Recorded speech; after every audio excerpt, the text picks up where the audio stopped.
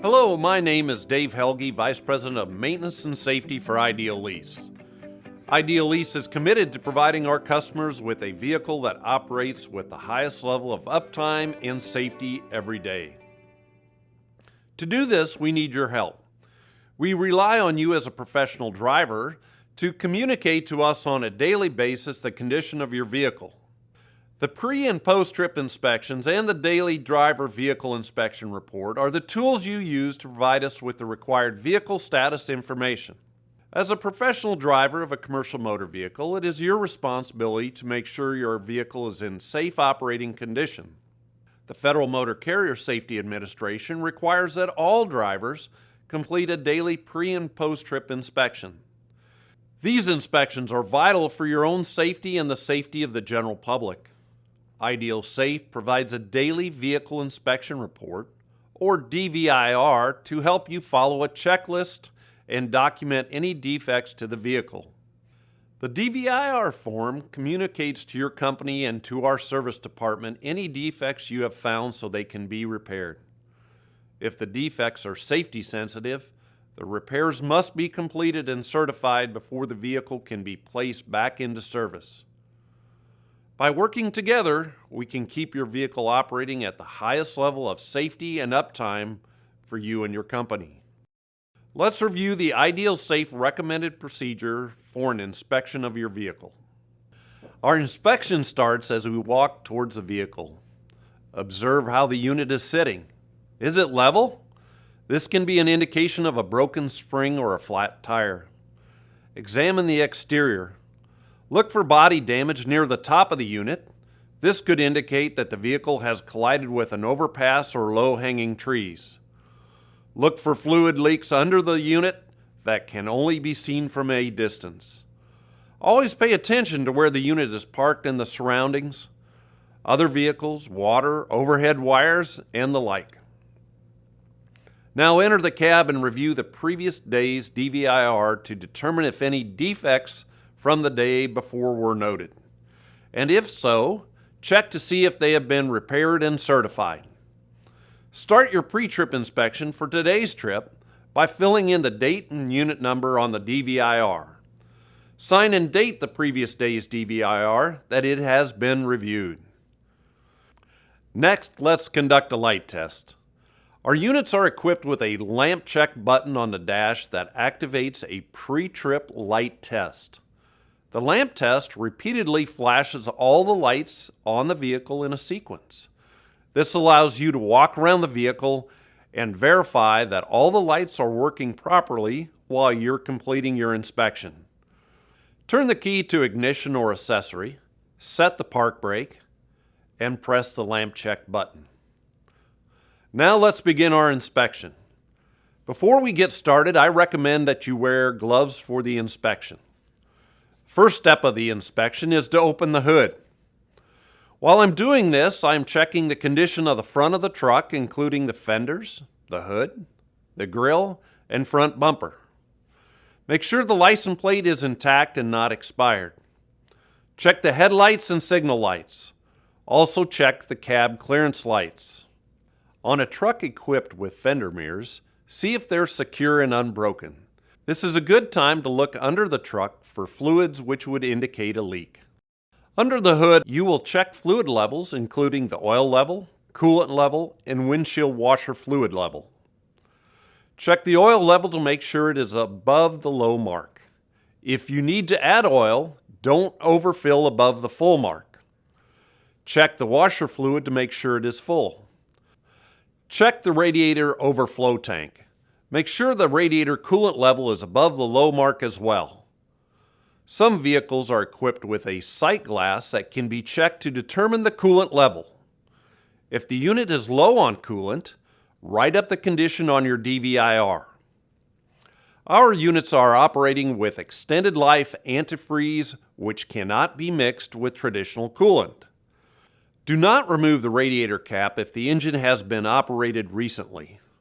Loosening the cap under these circumstances could result in severe burns. Inspect the radiator and radiator hoses, both upper and lower, for leaks. Test the tension of the windshield wiper blades against the windshield. Check the rubber for damage and stiffness and make sure the blades are not loose. While the hood is open, inspect the overall condition of the engine compartment and pay close attention for any fluid leakage. Also take a look at the inside of the steer axle tires and braking system. Check the air filter housing and the intake tube leading into the turbocharger. They should be firmly attached. The yellow air filter restriction gauge indicator should not be in the red. If it is, write it up on the DVIR. Air restriction gauges are located at the air filter housing. Now close the hood and secure the latches. Here is an important tip. Each and every inspection should be systematic and completed in the same way each time to make sure that nothing is overlooked. We will start at the front left steer axle tire and move around the unit in a clockwise motion until we are back at the driver's side of the cab. Let's start with the left front steer axle tire and wheel. Here we are looking at the wheel and tire to see that there is no damage to the rim or tire. The rim should be free of any cracks or damage. Make sure the lug nuts are tight by testing them with your hands. Look for rust streaks on steel rims and black streaks on aluminum rims, which would indicate a loose lug nut. The only accurate way to test the tire for inflation is to use a tire gauge. If the pressure is less than 100 psi, write it up on your DVIR. Do not strike the tire with any type of object to test the pressure, as this is inaccurate and may cause you injury. Look at the sidewall on the inside and outside of the tire for cuts and abrasions and separations. If there is a cut to the sidewall, make sure that the ply cord cannot be seen, as this is an out-of-service violation. The tread depth on steer axle tires is required to be a minimum of 4/30 seconds. Turn a penny upside down and insert in a groove of the tire. The tread should be equal to or greater than the point where Lincoln's hair touches his forehead. Use this inspection procedure and measurement for all the tires on your truck. If the tread depth is less than this, write this condition on the DVIR. As we move to the front of the truck, we make sure all the lights are operating as they sequence through high beam, low beam, turn signals, and clearance lights. Check the windshield glass for cracks or damage. Take a look at the top of the front of the body for overhead damage. Now move around to the right front steer axle tire area and complete the same inspection we completed on the left side. We are now at the right side of the cab area. Here we inspect the mirrors to make sure they are tight and secure. The mirrors should be free of cracks and discoloration. The door should close and latch correctly. The glass in the door should be without damage or cracks.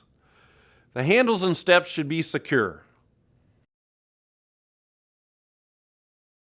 Make sure the fuel tank is in good condition without damage or leakage. Tank straps should be tight. Check the fuel cap to make sure that it is tight. 2010 and newer units have a diesel exhaust fluid tank, or DEF tank, with a blue-colored fill cap. When fueling your truck, do not place diesel fuel in the DEF tank. Now look for the DOT annual inspection sticker. Make sure the sticker indicates that the truck has been inspected in the last 12 months. As we make our way down the passenger side of the cab, look at the front of the trailer for damage. Inspect the drive axle tires and wheels for damage and tread depth. Also inspect the exhaust system to make sure that it is secure. Look for black carbon around all connections of the exhaust system, which indicates a leak. Observe the frame rail and suspension for damage. Make sure the catwalk and steps located directly behind the cab are secure. As we move along the side of the trailer, look for any damage to the side. Look underneath the trailer, checking cross members for damage. As we approach the trailer tandems, make sure there is no debris lodged between the tires. Make sure the splash device or mud flap is in place and secure. Check lug nuts for tightness and rust streaks, which are an indication that a lug is loose. Rims should be free of damage and cracks.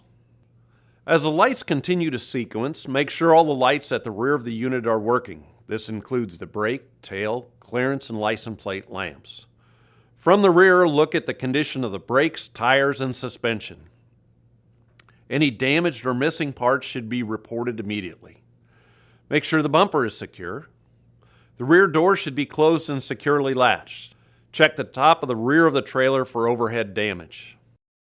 As we move around to the driver's side of the trailer, we inspect the left rear tandems, tires, and wheels. The mud flaps should be secure. Tread depth, inflation, and condition are checked. Lug nuts are secure. Make sure the air lines are secured and not chafing. At this time, check to see that the pins in the sliding tandem axles are secured and locked. As we move toward the front of the trailer, continue to look for damage to the side of the trailer. At this point, your inspection continues with the fifth wheel connection. Look from behind the drive axle tires of the tractor to make sure the fifth wheel jaws are closed around the trailer pin. While under the trailer, make sure the landing gear is secure and is fully retracted. If you are pulling a trailer, mud flaps are not required. If you are bobtailing without the trailer, mud flaps are required. Now let's look at the cab to trailer connections. At the front corner of the trailer, look for the DOT annual inspection sticker. Make sure the sticker indicates that the trailer has been inspected in the last 12 months. Also check for the annual inspection sticker on the tractor. The electrical cord should be secured to the trailer and locked into place. Check the electrical cord for damage. Airline glad hands, emergency, and service need to be secured to the trailer connection. Make sure they are connected red to red, emergency, and blue to blue for service. Check the battery box to make sure the cover is secured and latched. Now it's time to enter the cab. Always use the 3 points of contact method when entering or exiting the cab. Make sure the steps and handholds are secure before entering. Make sure you adjust the seat so you have comfortable access to the steering wheel and foot controls. Is your seatbelt properly adjusted and operational? Verify the parking brake and apply the trailer brakes. Both the parking brake and the trailer brake knob should be in the out or applied position. If you have an automatic transmission, make sure the gear selector is in park or neutral. If you have a manual transmission, depress the clutch pedal. You should have 1 1/2 to 1 3/4 inch free play. Does the pedal move without sticking? Does the service brake move easily? How about the throttle pedal?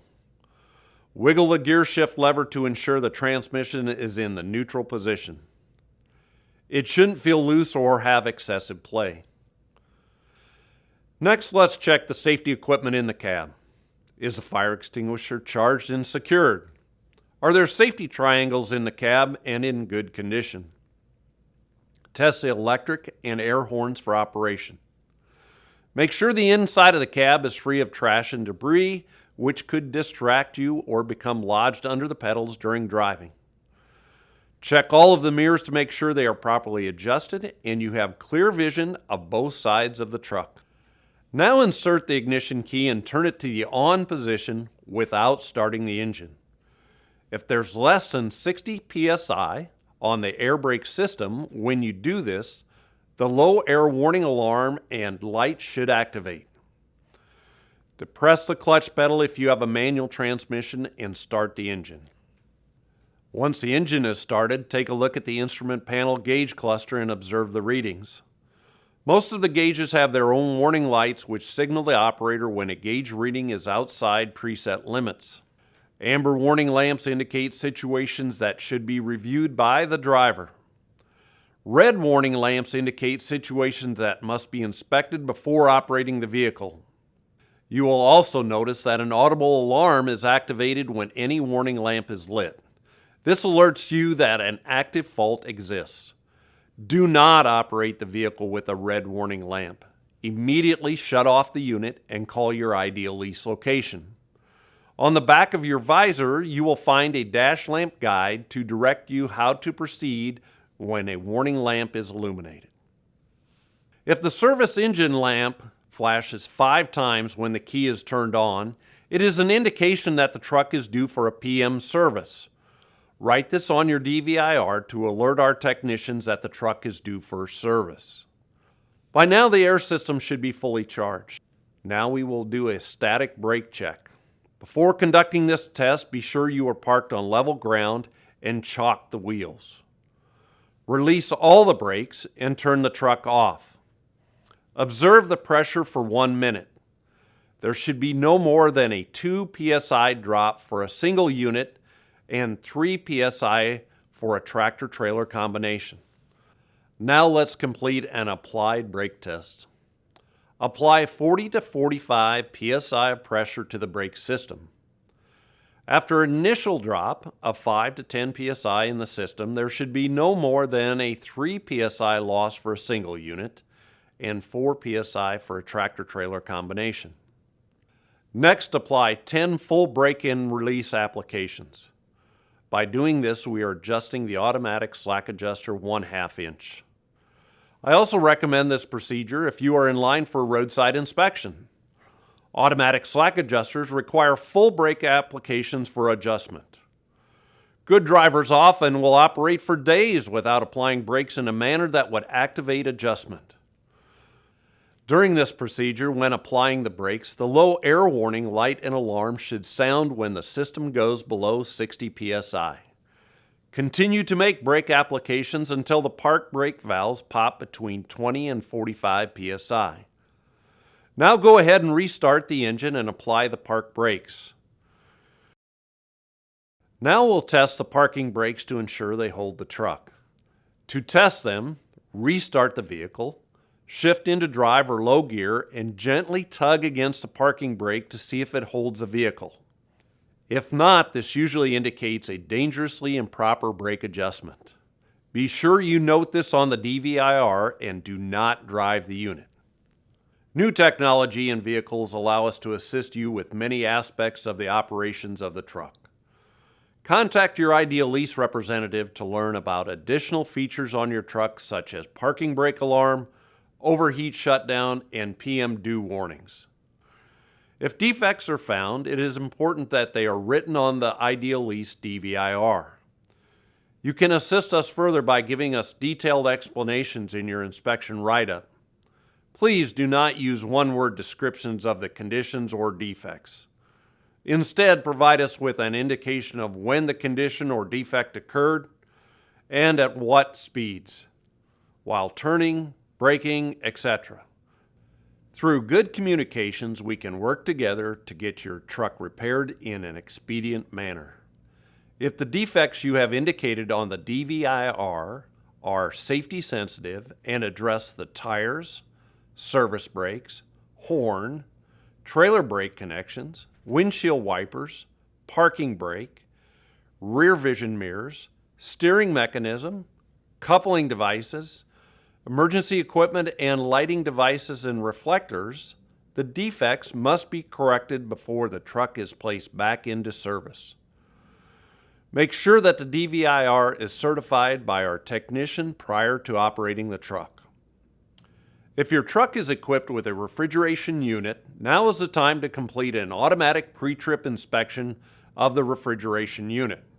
Refer to the control module of the unit. If there are any fault codes, write them up on your DVIR. Now that you have completed the pre-trip inspection, you are ready to start your route knowing that your vehicle is ready to perform safely. Throughout the day, pay close attention to the operation of your vehicle for any changes that may occur. Thank you for reviewing this important inspection process, and thank you for allowing Idealease and IdealSafe to service your transportation needs. Have a safe and productive day.